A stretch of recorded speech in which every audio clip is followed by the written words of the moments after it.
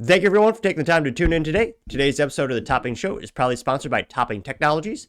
Topping Technologies is an IT value-added reseller and services company with a special proficiency IT security. Heck, I see their founder at least twice a day. Gotta say he's quite handsome and brilliant. He's me, you see, that's the joke. If you're an IT leader or a business owner, you can reach out to the team at sales@toppingtechnologies.com. Also, we're still giving away a free flamethrower with every IT purchase.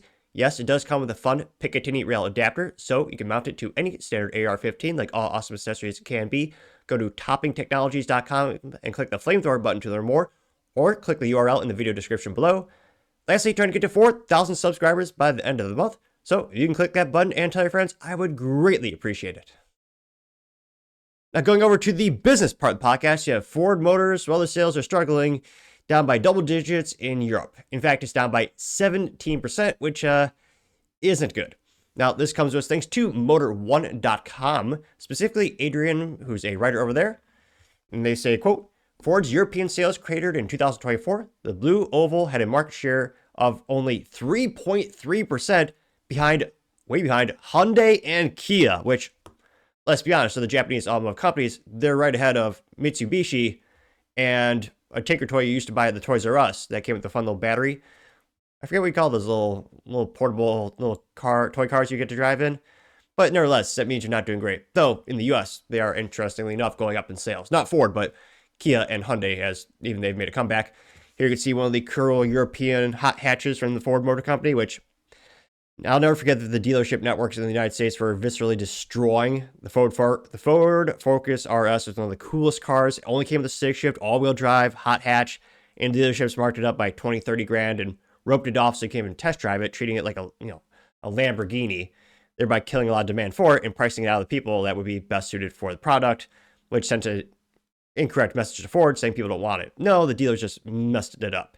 But I partially digress. I'm totally not in a soapbox or vendetta against the dealers for ruining the awesome Ford Focus RS, but I partially digress. Now, they say, quote, gone are the days when Ford was a force, and interestingly enough, I don't know if it's dyslexia, but I read it as farce, because now they are a farce, to be reckoned in Europe. The sales for 2024 show drastic decisions to cut models have seriously impacted demand. The European Automobile Manufacturers Association has published sale data of the previous 12 months. The numbers are terrible for the Blue Oval. Demand dropped by a whopping 17% compared to the previous year. Jeez. Now, the fun acronym for the European Automobile Manufacturers Association is called ACEA or ACEA, because, acronyms sound cool, fancy, so gotta have that in the article. Now, they say ACEA lists Ford of having 426,307 sales in the European Union, EFTA, and the UK. The EU is comprised of 27 countries, while EFTA consists of Iceland, Liechtenstein, which, that's only known for Hilti tools. I don't think you can name one other thing about that place. Norway and Switzerland, which is mostly known for being neutral and making nice rifles. They also note the UK is listed separately since it left to the EU 5 years ago. Ford sold 87,174 fewer vehicles in 2024 than it had in 2023. What happened? Well, 2024 was the first full year without the Fiesta in the firm's lineup, which, again, that was a really cool hot hatch. A lot of horsepower in a small little car. In North America, Ford got out of the small compact cars because, well, frankly, they weren't making any money, and you could also argue they're losing money, considering they have to spend money on warranties and repairs, which Ford already spends a lot of their budget to. A disproportionate amount of the Ford budget is allocated for repair and warranty work. There's Q3 2024 is like $800 million just fixing crap, which is ridiculous to say the least. Now, diving into the statistics a little bit here.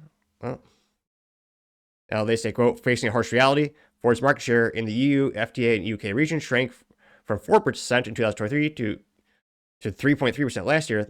The Korean brands are well ahead. Hyundai and Kia each grabbing a 4.1% piece of Europeans' automotive pie in 2024. Renault's low-cost Dacia brand is also far more popular at the 4.3%. Oh my gosh, share. When you're behind Renault, you know you're in trouble. They say the Romanian's marquee parent company obtained a 5.4% share, while the VW's group Skoda ended the year at 5.9%. Toyota earned a 7.2% share, while the main VW brand was the undisputed leader at 10.6%, which, VW desperately needs. They're in trouble all over the globe, as far as they have any sales left. They say Ford prospects in 2025 aren't good, considering it might axe another model The Focus will die at the end of this year, leaving the Mustang as the firm's sole model that's not a crossover SUV or truck or commercial vehicle, which, yeah. Again, for Europe, though, that's really where you want these small little funky cars. They sell there, and typically the roads are smaller, the more dense cities. I mean, that's where places like the Mini Coupe and the silly smart car actually thrive and actually do pretty well in sales. I still can't believe they're getting rid of that small little Focus. Yeah. So they say Ford will be leaving a mark considering the compact model generated, 85,366 sales in Europe last year. That's a lot of Fiestas. Jeez Louise. That was according to the numbers published by Dataforce.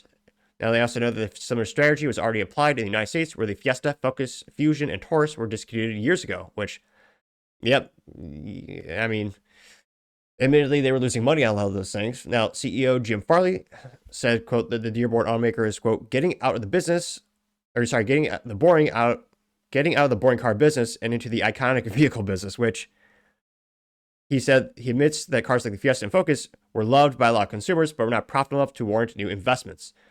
Instead, Ford has its sights on becoming number one undisputed off-road brand in the world, according to Farley.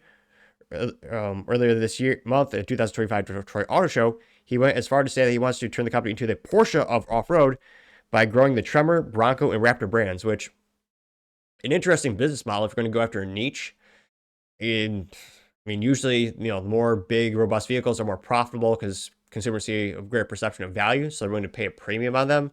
That's why people wonder why these companies keep making trucks. It's like, well, trucks are so profitable. The gross amount in a gross sale of a truck is grossly good, which is a financial pun. Now, they also say that Ford of Europe has 2 new fully electric vehicles on sale based on the VW Group's MEB platform. The Explorer and Capri are actually heavily related to the ID4 and ID5 respectively, which, badge sharing. However, ACA sales results of 2004 show that market share for EVs fell from 15.7% to 15.4% in the EU, FTA, UK area. So we'll see what Ford does at the end of the day. But yeah, so they sold, even with the economies of scale, they're not making a profit on that. Because again, usually just like going to Costco, the more units of something you buy, like components for a vehicle, the cheaper per unit you can get it for in negotiations, traditionally speaking. And they sold 85,366 of those little Ford Focuses, which, how are they getting rid of that? Or how do they not make a profit on that is beyond me. That's just bad product management. And I don't know if bad negotiations or what's happening over there, but that's pretty pathetic. And it's sad to see Ford continue to shrink. We'll see how they pivot. And they say they want to go off-roading. I know that's big in the United States. I have a couple friends that get into it, and it is a fascinating hobby. I'm not sure how big it is in Europe, if that's going to be able to replicate the success of the largest vehicles over there. Because again, traditionally, European countries love the smaller vehicles, and Ford is yet again exiting that. We'll see what happens. And I'd love to hear if you have any international viewers or listeners. Let me know your thoughts, because as always, be fascinated to hear what you have to say. Thank you, everyone, for taking the time to tune in today. Again, trying to get to 4,000 subscribers by the end of the month, so if you can click that button, I greatly appreciate it. Also, give me a thumbs up, thumbs down, or comment. It's a great way to give me some additional feedback, letting me know how to make the show better and better. Lastly, don't forget to take time to tell your family, tell your friends, tell your coworkers, heck, tell your enemies, tell anyone and everyone. Just stay safe, fight the good fight.